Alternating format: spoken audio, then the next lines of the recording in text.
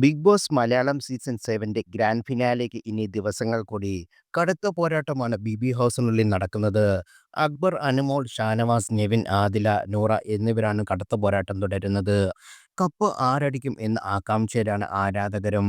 അതിനിടയിൽ അനുമോൾക്കെതിരെ വിമർശനങ്ങളും അതുപോലെ തന്നെ വലിയ പിന്തുണയുമാണ് സോഷ്യൽ മീഡിയയിൽ നിന്ന് ലഭിക്കുന്നത്.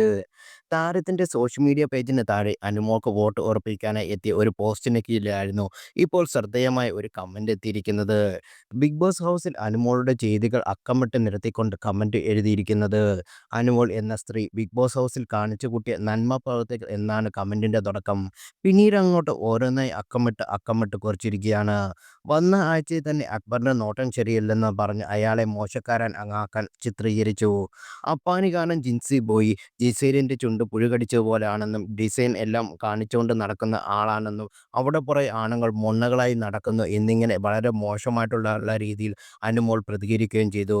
കൂടാതെ ആര്യൻ, പെൺകോന്തൻ എന്നിങ്ങനെ പല മോശം വാക്കുകളും വിളിച്ചു. നെവിനെയും അപമാനിച്ചു.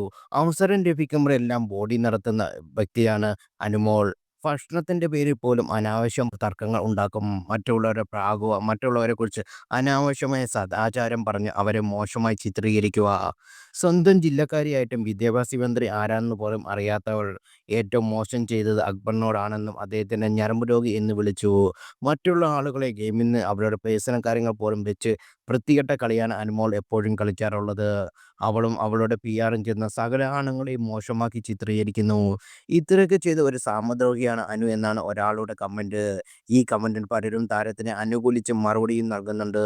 കൂടാതെ പലരും ഞങ്ങളുടെ വിട്ട് അനുമോൾക്കാണെന്ന കമന്റും ചെയ്യുന്നു.